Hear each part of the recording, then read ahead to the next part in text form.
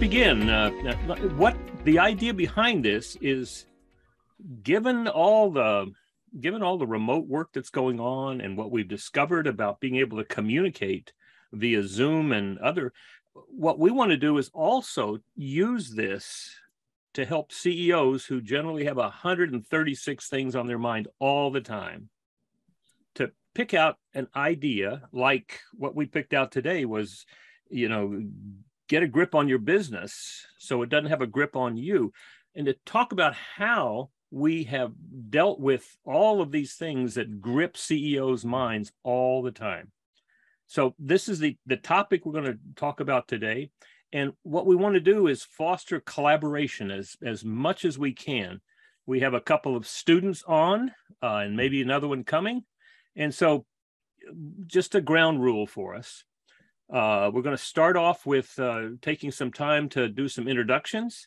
And then when we get into discussing the issue, if you would limit yourself to a minute at the most, that way we'll have time to go around and talk to everyone and see what's going on. Is that fair? Sounds good. All right. So just talk a little bit about, let's introduce ourselves. So if you would do these things, you want to make a note of it. I'll call on you and I want you to tell us your name, the company that you're with and what role you play in it.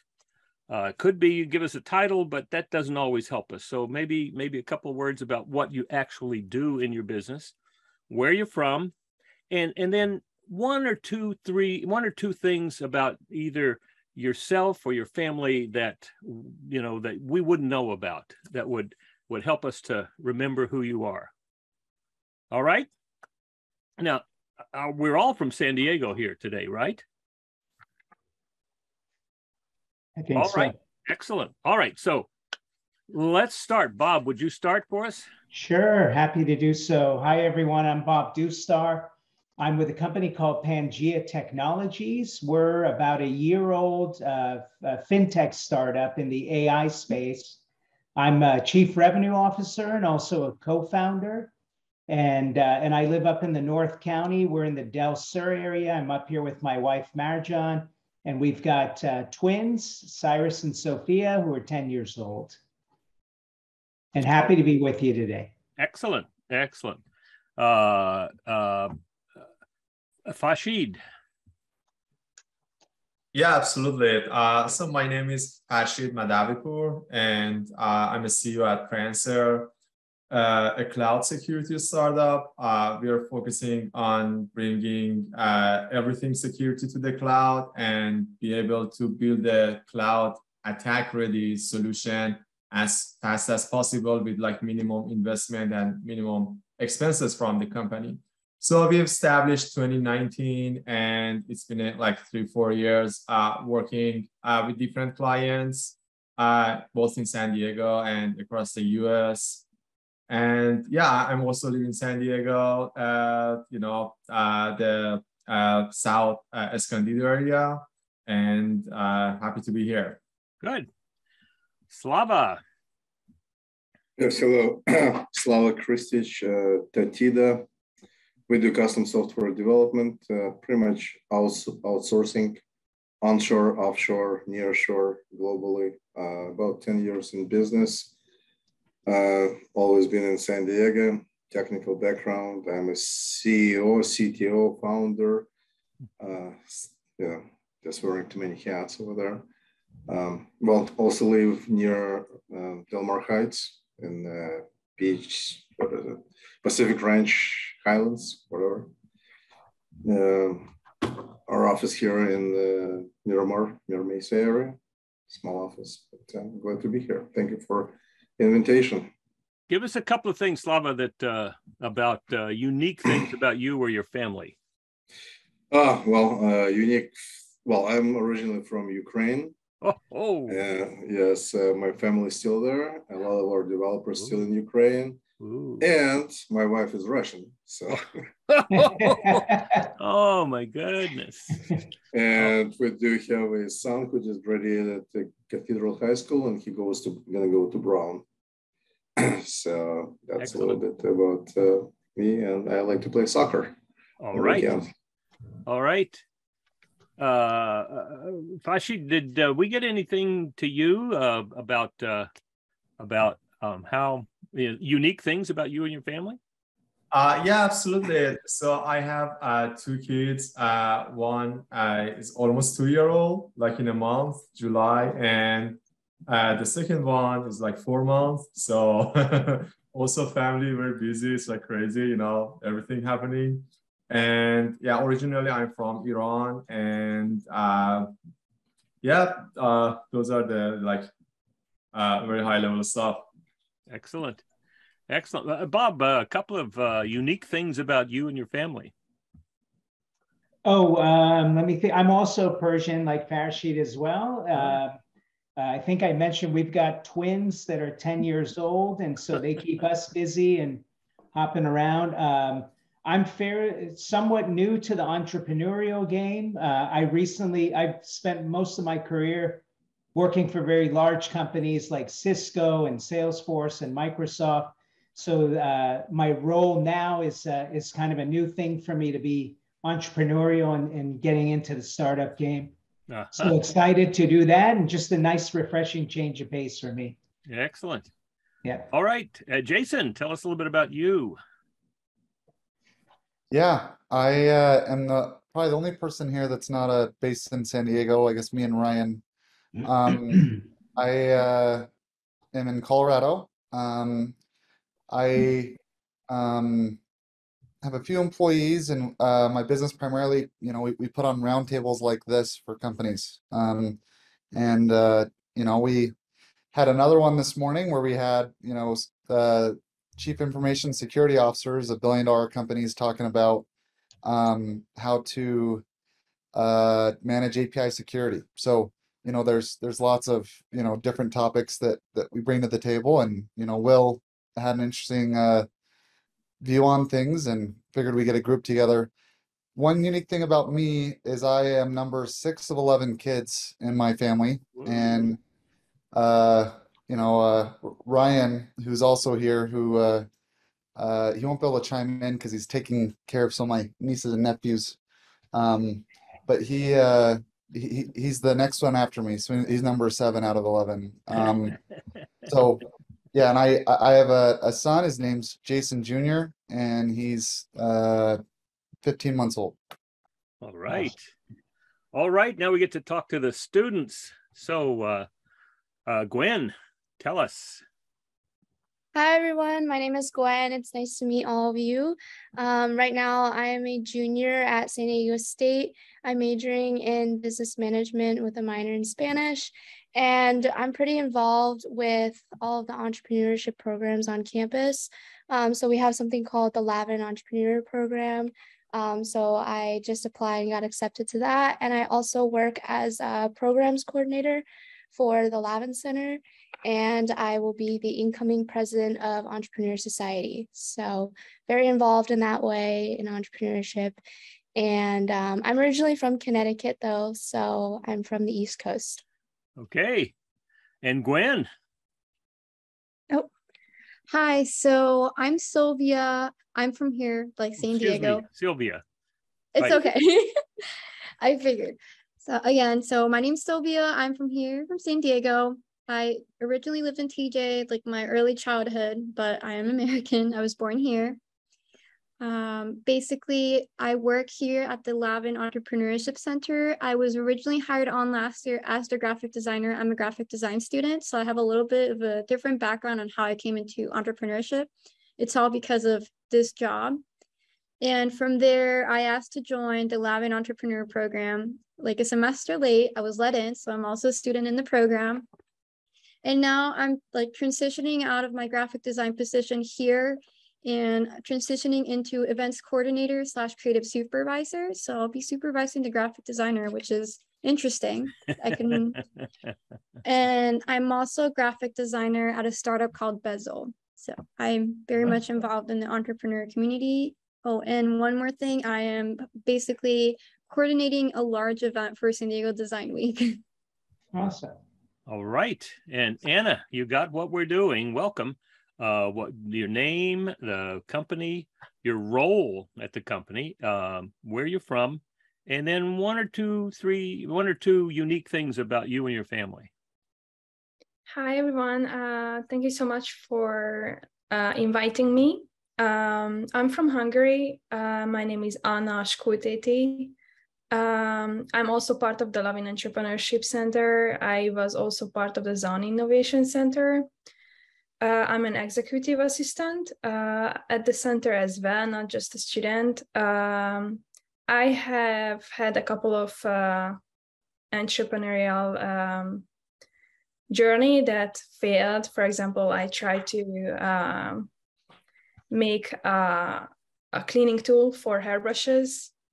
It didn't get very far. It was very hard because I was working on it alone, and I'm a full-time student and I have several jobs next to it, so I couldn't keep it up with it. I might try again.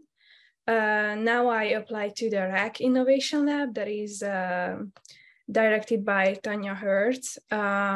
So I'm involved very much too, but so far I only had failure experiences, but it's good because you can learn from them. I'm also very interested in research. I did a research with my team last semester. It wasn't very a big scale research. It only involved, I think, 200 students. We did a survey and we used SPSS software for the first time. So I only had a little bit of experience with it, but I'm very much interested to be part of more researches. Excellent. Excellent. It's amazing to me. We have a very diverse multicultural group here from around the world, and that's amazing. That really does talk about what we're going to be seeing even more of in the next 5 to 10 years. It's amazing to me how we can be on Zoom and we could be in total different parts of the world. That really means that we really have to be able to communicate and live in that kind of diverse world. It's amazing to me. Well, I'm Will Crist. I've been spending my time with companies over the past 7 years if you haven't heard of the Entrepreneurial Operating System, that's what I help do. And what I've been amazed with living here in Laguna Beach and working with companies around the country is this whole notion of what happens to CEOs when you start off in a startup and everybody's doing everything they can, and people they're very fluid about the roles that they play. And as the company grows, then there's it says we didn't get to introduce James. James, are you here? Yes, yes, I am. James. I have bad internet, so video will shut me down. So all right, excuse me. Go right ahead, James. Okay, so I'm James Clemay. Company's called Net Result. Came out of the corporate world of being the controller for 2 software companies, and being an entrepreneur and trying to be in the growth, profit advisory service, helping companies go from 2 million to like 10 million. They can't afford a CFO right now, so trying to do that for them on a part-time basis. And I put technology stacks together for companies with a general ledger being QuickBooks or Xero. And then in operations, I specialize in manufacturing or construction. And I'm trying right now to expand it to renewable energy. So I want to go in that route. Would love to help a startup create a battery that's better than Tesla and help them on that journey. Good. And recently I became an ambassador for Aptera Motors US. And that's a company that's building up here in Carlsbad area. And they should be operational by beginning of next year. And it's a solar powered vehicle. Cool.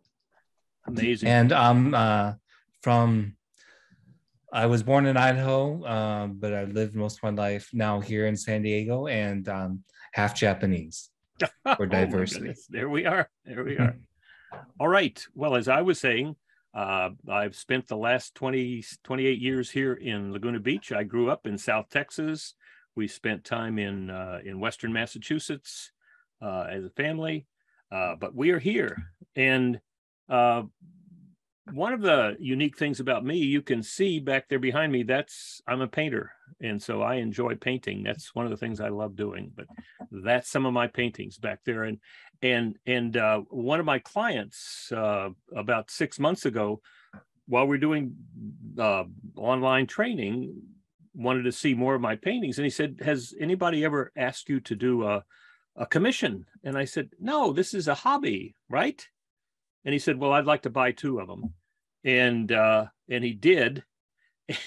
So now I'm a professional artist because I've now taken money for a painting. So that's a unique thing about me. Will, do you have any of your art on a website or anything anywhere? No, I don't, but maybe I should, huh? Yeah. Good. Well, that's something to consider. Something to consider. So, talking about this whole notion of growing a startup and everybody running around taking responsibility for everything, trying to get everything done. As the company grows, the responsibilities become larger, and there's a point in which the CEO, the founder, their head is going to explode, right? Because they still have all the responsibility, and maybe they don't have all the knowledge that they need to have to make effective decisions, but they haven't yet begun to delegate.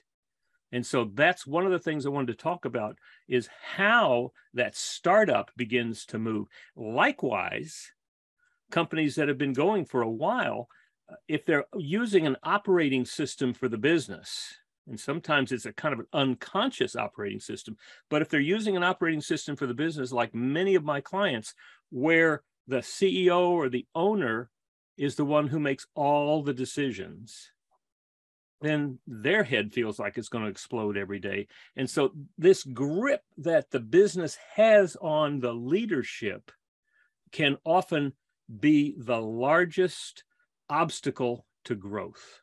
Does that make sense? Because there's the operating system requires all the decisions to flow up to the top, sometimes to 1 or 2 people at the top. And that can be very, very difficult to make innovation, make it very difficult to deal with marketplace changes, things like COVID and back to work, back to the office. All of these decisions being made at the top not only make the progress forward difficult, it also is very demotivating for the rest of the organization. The reality is that, in my understanding, CEOs are not there to make all the decisions. In fact, some of the most effective decision makers in large companies that I've worked with make 2 or 3 decisions every year. And the rest of the decisions are made in collaboration with the leadership team. And if they're really great companies, that leadership team begins to delegate many of those decisions down all the way into the organization, so that even the people in a manufacturing plant on the floor, or programmers in a software development company, they're participating in making the decisions about what is the greatest and best decision for the good of the company as we move forward. And it's creating that ownership sense for everybody in the company, where everybody sees precisely what's in it for them. And some of the things that I've been excited about are getting to the place where not only the leaders, but everybody in the company is doing what they love doing, and maybe only doing what they love doing. And they're doing it with people that they love. They know they're making a great contribution to making the world a better place. Even the programmers, the button pushers, all see clearly how what they're doing is not only helping the company achieve its goals, but also those goals are aimed at helping helping a region or a country live a better life. So doing what they love with people they love, making a great a difference, getting compensated appropriately. And that's not always money, but getting compensated appropriately, or having a clear path to how I can bring more value to the company and get more compensation. And then finally, having plenty of time left over for my other passions and my family. Now, that business can get a grip on us, and we wind up spending 60, 70, 80 hours a week and neglecting family, neglecting our passions, not doing things that will give us fulfillment and make us whole people. But we get so focused. And so what I want to talk about today, I want you all to talk about, is I want to hear how you've dealt with that issue where you have too many decisions, how you've learned to delegate, or how you can help other people in this conversation learn how to delegate to people that they trust, people who understand, they have a real sense of what this job position is about. They want to do it. They're bouncing out of bed to do it, and they have the capacity to do it. And once we have people like that, then we can then delegate to them and knowing the things are going to get done. Does that make sense to people? So where are you? Help me to understand where you are in this path from having to do it all yourself to having a trusted leadership team and an accountability chart that clearly identifies where decisions are made, how people are doing things, what they need to be doing, how they're being monitored and measured, and who they report to. Does that make sense? And remember, you've got 3 students of entrepreneurial students here, or who are going to be listening to what's ahead for them. So who'd like to start us off? I'll start. Yeah, okay. Sure. Well, I've been in that shoes for about 5 years, and try to do a lot of stuff by myself. As soon as I start delegating, actually, business at that point started to pick it up. And I was doing software development myself for many years, trying to run and establish the company. As soon as I fully quit doing work myself and start running business, this is, now we have 85 people in the company. So we all, we're multi-million-dollar company right now. So it was really good, track record, 4 or 5 years on the top 100 companies in San Diego. So we're doing okay. But again, delegating, it's the key, right? I delegate right now, probably 85% of what I was doing before. And again, I just can't, you need to find the right people to delegate to. People you can trust, they need to help. It's not like just, okay, you go and do it. There's 2 different things, right? Delegating and dumping. If you're dumping on somebody, it's not going to work. Mm-hmm. Delegating, it's a difference. So people need to be skilled, they need to have the right skills. They need to have the right attitude. They need to know how to report. They need to know how to track KPIs. That's the key. You can't just say, hey, you're doing this. It's incorrect. And just for that reason, I'm like, for example, I can't find a person who is doing business development for us. I'm still doing that. That's the only thing I do right now in the company is kind of sales and business development with large organizations. But the rest of it, like operation, hiring, firing, payroll, all that other stuff, it's all delegated. And it gives me ability to, have more free time to do what I want to do. Even though I'm still putting like 10, 11 hours every day, but still, it's not 14 and 16 anymore. Yeah, good. Bob, what's been you've had experience in large companies. I have, yeah. It's interesting. I'm only 2 months into this role at a startup. So for me, it's fairly new. At this point in time, we're a pretty flat organization. There's not a lot of us. So everybody is wearing a lot of hats. There's not a lot of delegating.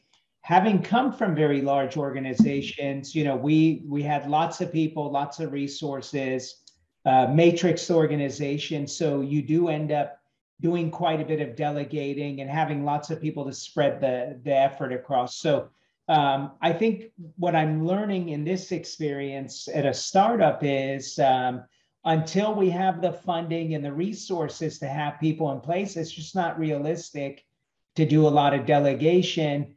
But everybody who's, you know, on the team right now is wearing many hats and doing lots of things, so we can get it to a point where we're able to have additional resources and funded, so we can do a better job of spreading the workload. But I'll tell you, it's been refreshing. It's actually a lot of fun to wear lots of different hats, because I got to a point in my career working at large companies and being in leadership roles where at some point you kind of get bored. You get tired of doing the same darn thing over and over again. So I almost feel like I've gotten just a boost of energy at this point in my career after 30 something years, where I'm having fun again because I'm doing new, interesting, different things. I get a chance to use both sides of my brain, being both creative as well as analytical. So for me, it's actually been a lot of fun in a new breath of fresh air. Uh-huh. So James, I think you are the one who's been in your role the longest. You've been there 27 years, right? Correct. So what's your experience been with this whole notion of delegation and as Slava said, delegation versus dumping? Right. Yeah. In the corporate world, when I was controller, it seemed like a lot of things that I had to do was babysit managers. And that really got old for me, to babysit managers to get along with one another, to go with the same result. And I did grow. And then when 2008 hit and the economy kind of tanked, I lost a lot of my construction companies, and it was difficult to try to find work for all my employees. And I just scaled down, had to let them go, unfortunately, and decided I don't want that stress back again. So it's just me and a couple of programmers. Uh-huh. And so you have taken the company, make it smaller? Is that That's correct? Yeah. Ah. And just focusing on more of a bigger customer, uh-huh. and serving less customers, and but doing more for them, more advisory work. Uh-huh. Okay. Now, are you the one who does all the advisory work, or is that something? Yeah, I do all the advisory work, and they help create custom features for my clients. So am I hearing that you are primarily an advisor, a supporter, a consultant, and you have support people? Yeah, you could say that. Correct. Okay. All right. Well, that's good. That's good. And you one of my mentors has taught me that you don't have to learn how to do everything. You find the who, and what he says is find the who rather than the how. Right. Yeah, or the why. I try to figure out the why of all my customers, uh-huh. What's driving them. Uh-huh. Uh-huh. And then try to figure out the best goals for them to reach their why. Okay. All right, Hashid, what's been your experience in this area? Yeah, the way that I see this one, because usually tech companies, the founder is like very techie, and those people are very involved in the product development. And usually in the earlier stages, for example, even in our case, we do programming, writing the code and being so much into the product development. And usually that focus on the product development, it's good, for the maybe first few months or at least 1 year. Yeah. But then after that, it leads to a failure of the company. And the reason is you're focusing too much on the product development. You always want everything to be perfect on that. part, and then you will lose the product market fit because you don't have enough input from the marketing, from the demand, from the customers to be able to create the right product for the market. So the way I see that, usually like for the second round of the funding, when you get for the company, it's the time to appoint the key leadership, bringing people, and then delegate the task to those people. And as a tech CEO, to just follow a high growth path, it's better to focus on the sales effectiveness, on the marketing, on the demand generation, on the customer acquisition, on the customer retention. So those are all the items you should be thinking of, rather than being too much into the product and the development. So you can delegate those items. Also, there is a problem because when you are creating a product, there are usually, for the product-oriented organizations, multiple groups are responsible. Then usually you see like problems, between those different groups. So usually, again, the way I think for the delegation, to have like a general or a common manager for the product as a product owner in the company, and then it oversees like the marketing and also the tech people, and then the person can directly report to the tech CEO to be able to resolve the conflicts and then create a product that's like a best in place for the product market fit.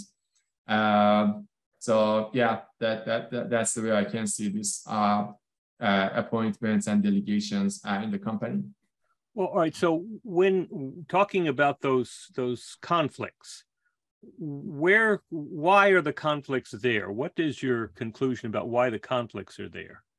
So, because like the input for the product development, should always comes from the marketing team, from the sales team, from the people who knows the business, who understands the market, but also at the same time, tech people's developers, that work stream is focused on some other priorities. For example, let's say we have like a customer, like a high profile customer, and they want to start using a feature. So we have to prioritize that feature to be able to, keep that customer, to be able to acquire the customer. But tech people, they have like their own cycles, their own like agile methodology, and like the, stories they're working on, and they want to continue on their own pace. So we have like a market, input that's coming here. And then we have the product team that they're like very into the coding and they don't care what's happening in the market. And usually, those stuff,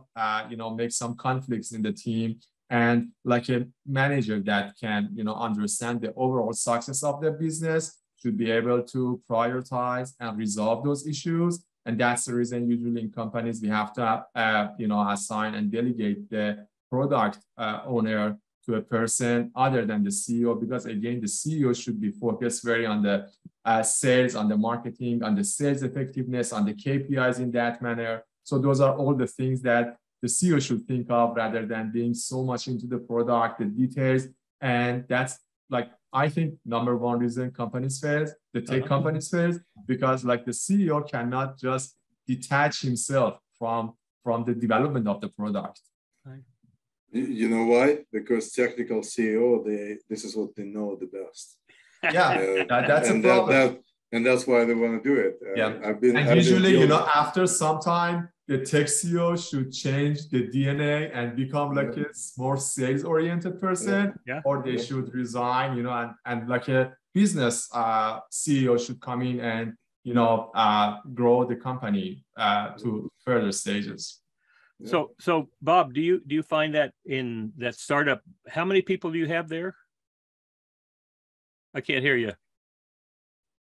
Apologies. Yeah, we've got there's about 12 of us, about 8 of us that are full-time, and then we've got some contractors as well. And our CEO is actually a fairly technical CEO as well. So in this startup phase, is it clear who's responsible for what?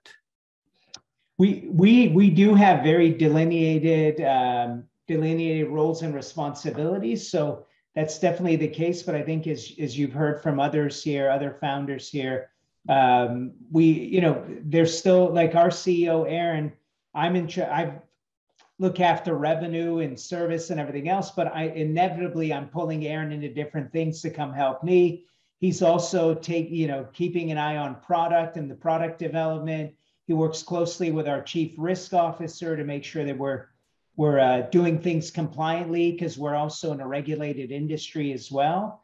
So even though we do have defined roles and responsibilities, given the size of the organization, everybody's jumping in and helping out in different places.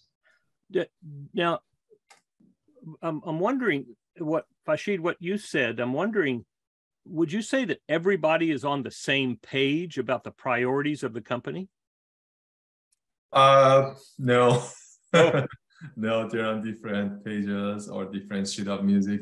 But yeah, it depends on the stage of the company. Usually when it's like a small company, like very few people, usually they're like they're thinking the same, and they're working together like on a daily basis every day. So they're like very focused on that thing. But when you start to grow and you're hiring more people, usually you see some deviation from the vision that you had initially. Some of those deviations good because it could lead to like a pivoting to another sector that could be like a better for the company. But some of them could, slow the progress, and eventually those conflicts or those different paths for the people that you're bringing in could, make some problem for the company. How many people in your company now? So we're almost 60 now. But we're still growing. You know what? Just can chime on that. What helped us with delegation when we create an org chart, even if you don't have position. So you don't create a position for people, you create positions and fill up with the people. So that's what really helped us. So even when we had like, excuse me, org chart, and we knew it, like, when this position filled in, if we had internal people to fill, we did. And if we didn't have internal, we either hire for those positions or outsource those positions to other vendors. Right. And that really helped us. So that whole notion that I've seen so helpful is structure first, people second. Yep. Identify what are the 5 things that this seat is supposed to produce for the company.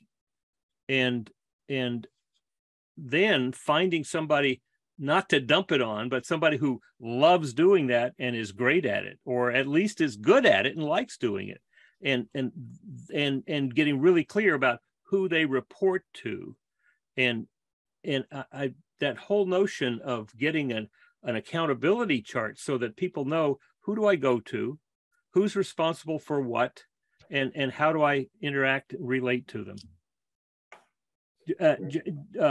James, when you advise companies, do you see that as a particular problem?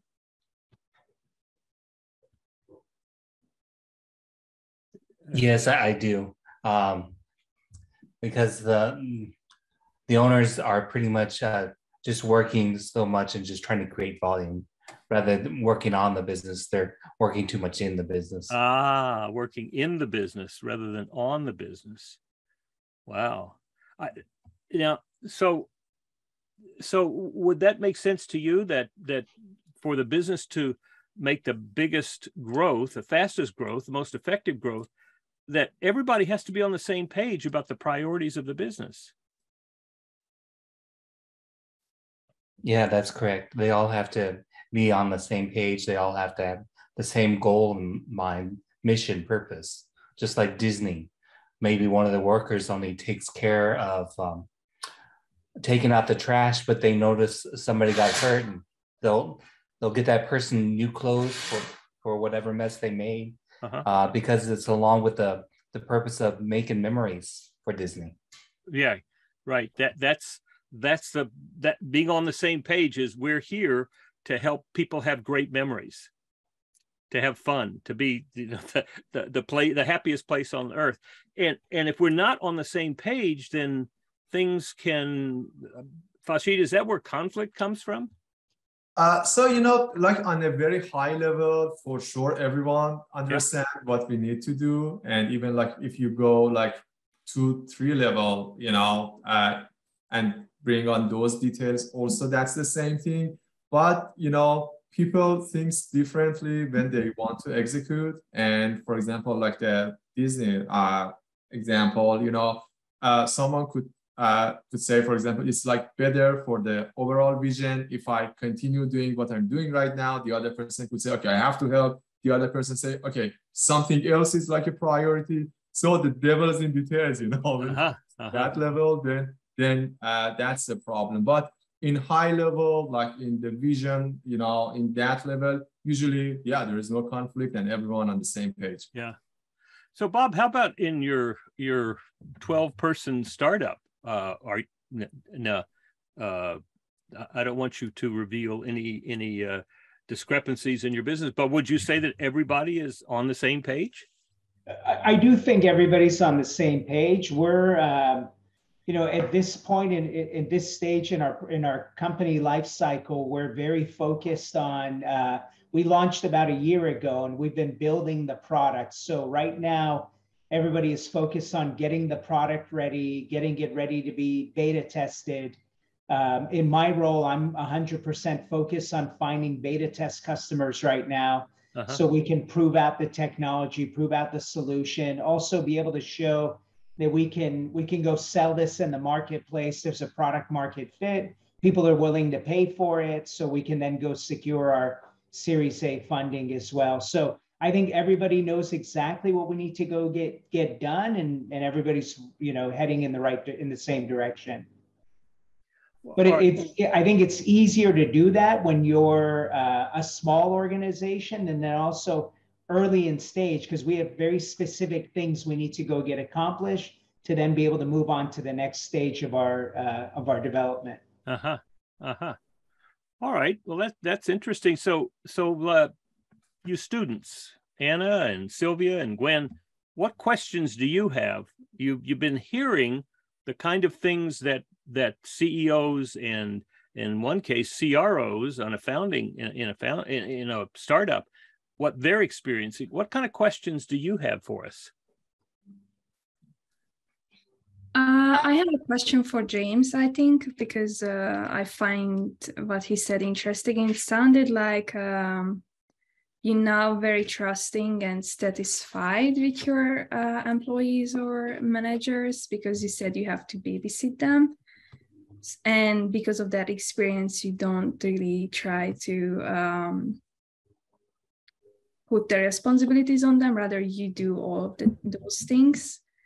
Would you say that's when I was a controller in the corporate world. So that's why I left that, because I didn't want to keep on babysitting besides doing my actual job responsibilities. I see, but now you do operate differently, right? So that's correct. Okay, now you share the responsibilities.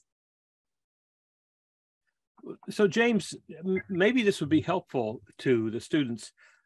What's the difference? And then Bob, we're coming to you because you have a lot of experience in this. What's the difference between being part of a large corporation, 10, 20, maybe 10 to 20,000 people, versus being an entrepreneur? I think dealing with a massive volume and having to deal with a lot more personal related human resource area takes a toll when you're in a larger corporation. There's a lot more political tape and things of that nature. Whereas being a smaller company, you get to make things happen much quicker. Decisions can be done. However, things are a little bit tighter, so you are in a position to care more about one another, which is kind of a good feeling. And it can be a bad feeling too, having to hear too much about the other employees as well. So Bob, talk about your experience of moving from Microsoft, and I think there was 3 or 4 of them that you mentioned, right? Yeah, I was at Cisco, then Salesforce, then Microsoft. Yeah, I was gonna, I would concur with what James shared. And, you know, in like the cliche comes to mind, the small fish in a big pond and big fish in a small pond and so forth. When you're part of these large, massive organizations, there's a lot of noise, I'll call it. And it's easy to kind of get lost in the shuffle. A lot of them tend to be very big and clumsy. To get something accomplished takes a lot of people and lots of meetings and meetings about meetings and just a lot of nonsense. So unfortunately, you know, sometimes it's hard to get things done when you're part of a large organization because they're just big and clumsy and they tend to get in their own way. I think with startups and when you're an entrepreneur and with much smaller, more nimble, agile organizations, one, because you're wearing many hats, you can get things done faster and more effectively because it's a much flatter organization and people have decision-making responsibilities and power and so forth. So I think that allows you to be more nimble and get things done quicker and faster. And sometimes you don't have the luxury of time. You know, you've got to get things done quickly and fast, where with larger corporations, sometimes, you know, because they're big and clumsy, you do have a luxury of having more time and you can get things done in a slower pace. So that's been my experience in what I've seen. I hope that helps to answer the question. So Sylvia, Gwen, questions? Yeah, I have a question. So we were talking a lot about sort of the challenges that we're facing in your organizations. I'm curious to know, what is a challenge that you face in your organization that isn't discussed enough? And sort of along with that, what are some of the challenges that we'll see in future startups and sort of when our generation will be, you know, bringing in new company cultures and that sort of thing? Anybody? I'll comment on it. One of the things that I'm noticing, and I've noticed over the years, is I think corporate America's evolving, and it's kind of in a state of flux and transformation. I think what's driven a lot of that is younger people in the workplace. Like I'm 53, so I'm hopefully getting towards the end of my career and retirement down the road. So I've seen, you know, for example, I've seen during my 30-something years of working that we've gone from very hierarchical, very structured type of a workplace in corporations to things are much more fluid these days, and things are much more, you know, things are much more less structured. There's more collaboration, less command and control. And I think with a lot of young people, and I see it in my own kids, I see it with millennials, I see it with your generation, where you all want to, you know, you're not complacent with doing things the way they've always been done. And so you're willing to push things and also just not settle. If you don't like something, people leave companies. You know, we just had the great resignation that a lot of people during COVID did a lot of reflection and said, I'm unhappy. I don't like my job. I'm going to go do something else. And so I think we're in a state of flux and transformation. I think corporations are finding that they need to be more flexible. There's a lot of cultures becoming much more important. Creating a culture where people are happy, they enjoy their jobs, they like being there. One of the most important things for, I think, all companies is they see that there's a lot of competition in terms of hiring the best and the brightest. So recruiting, hiring, and retaining valuable employees and the best of the brightest is really top of mind for every organization. So I think we're kind of in a state of flux and transformation. I think the employee, or you and I, will probably have more clout and more power down the road, where you have more power to kind of pick and choose what you want to go do. And I think especially your generation is much more apt to be entrepreneurial and go do things on their own. Where my generation, it was go to a good school, get good grades, graduate, get a good job with a company, work really hard and move your way up the food chain. So I think those rules have been broken and people don't behave that way any longer. And then have your midlife crisis, right? Yeah, exactly. Then go to a startup. Well, now I'm wondering if what you're talking about, Bob, is we talk about recruiting the best, which sounds something like going out and getting. I'm wondering if part of that has to be attracting the best. 100%. You need to you not only recruit but attract, hire, and then retain them as well. So it's funny when I interviewed people much younger than myself in the past, I see a lot of movement. They're somewhere for a year, 2 years, then they go somewhere else. We used to call it job hopping, and back in my day, that was frowned upon. They'd say, oh, this guy's a job hopper, this gal's a job hopper, they don't stick around. But I think now it's very acceptable, and people are unhappy, they leave and they go do something else. Yeah. Well, Slava, are you finding any issues around attracting the right people to your organization? Of course. Yeah. Yes? Well, of course, yes, we do. Well, first of all, our business model, we only work with very top senior developers around the globe. It's extremely hard to find them, and extremely hard to retain them. So we usually have two types of people. Some of them who work with us for 8, 9 years, 5, and some of them just can't sustain the load and pressure, and they leave like in a month or 2. So we either have very quick exits or people stick around for a long time, because we do have, well, we're a small company, we're still in startup mode for past 10 years. We can't offer what big company can, but the way for us to keeping people, and this is what they really like, it's very kind of culture, family oriented. We, open door policy, like any of our people can go directly to me, or they never do, but they know they can. Sometimes people do.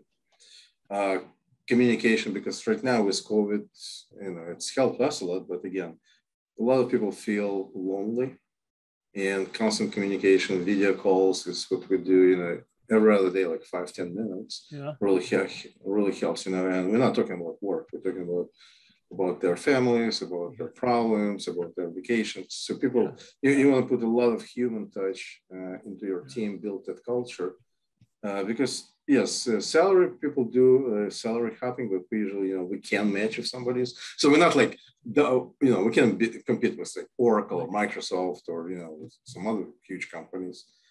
But we're competitive in salaries. But again, people don't usually leave just because of the salary. Exactly.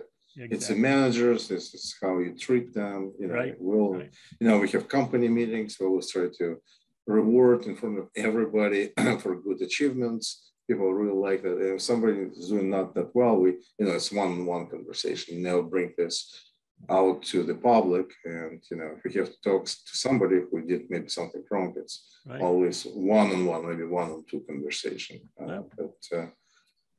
So. It is difficult, yes. Yeah. Now, Hashid, I think mental health is going to be a bigger concern as we move forward. Mental health in the company. It is, yes. We do provide all kind of support people, if they need anything. So, just be available to them. Just for them to know that you're available. It's already made huge psychological shift. It's like people don't afraid. Oh, I need to go to my supervisor, to my manager, in order to go. Just let them, especially with small companies, right. Like us. Right. Yeah. Now, Hashid, you mentioned something about people. Are you what's your experience with attracting the right people? So, in our case, we are a startup in the security space, and, for getting the right talent, we are giving salary and also stock option. Those items usually is attractive, but again, it's hard to find the right talent. And we had better time in the past hiring a person with a good foundation knowledge, and then put them on strict training for a couple of months, and then being able to use those people, because we are doing like very specific, very niche, kind of skill that we need. So usually we had like a better time hiring and training rather than like going like for a senior person, because again, we see like a gap in the knowledge or in the experience from those people to what we are really looking for. Good. Jason, it sounds to me like a good topic for our next roundtable is attracting the right people for the right seat. Good. Well, now, Sylvia, we only have a couple of minutes left, but I wanted to give you a chance to ask any question you had. Yes, so I have one question. I remember that one of you mentioned how we should initially put a structure and then bring in people. When we talk about structure, how do you implement that structure? Because that's something that we're struggling here at the Lavin Center. And when I heard that, that very much interested me in like, how do you guys implement it? Is it like, you know, a technical, I don't know, workflow, or is it culture? What do you specifically mean by structure? Well, you put like, okay, CEO, CTO, CFO, you know, like HR manager, you know, financial manager there, who is underneath, team lead, this and that. And, you know, you drill your pretty much creating a tree, and then you fill up those positions. It depends on your, you know, project owner or product owner, you know, it depends on your business, what you're trying to do, you know, program managers or whatever your structure is. But you create those kind of titles, you can say. You don't have to have those people. And then you say, well, what are you doing? Okay, I'm filling this position, this position, this position. Now, well, you probably want to remove yourselves from first one and only handle two. Then from the, you know, another one, and you only handle one, and you concentrate on what you do and delegate to people in those positions. Got it. Okay. All right. Well, we got 1 minute left, and I'd like to continue this conversation. Don't be surprised if I send you an invite to have a conversation. I'd like to learn more about what you were doing in your company. And Sylvia, I'd be happy to share with you the kind of things that I've learned about creating an accountability chart. And sometimes exactly what Slava was saying is you create the accountability chart for 18 months out or 2 years out. And there's a lot of places that are filled by a couple of people. And I've had companies that started off with 2 people, and they plotted it all out. They're now in their 5th year of working with me, and they're now filling those seats with other people. So I'll be happy to talk. So I'd be delighted to continue our conversation with you, and look forward to an invitation to our next roundtable, which will probably be in a couple of weeks. And let's see where we go from here. It's been a delight to be with you. Thank you, Hashid and Slava and Bob and Jim and James and Anna and Sylvia and Gwen. It's just been a delight. Yeah, thank you for saying this. Yeah, thank you for organizing that. Thank you. All righty. Thank you. Gwen, thank you so much. Well, now I know who is sending me those emails from Loving. There you go. There you go. Well, I did some mentoring 2 years ago, but with COVID, it kind of broke out. And, yeah. Well, excellent. I look forward, Slava, to getting to know you and your company a little bit better. Thank you, guys. I appreciate it. And Bob, good luck to you guys. Thank you, Will. Appreciate it. Nice to meet everybody. And young ladies, keep up the good work. Wishing you best of luck. Yeah. And Bob, I saw your invite on LinkedIn already. Thank you. I did. Yes. Excellent. Take care. Take care, Bye, folks. gang.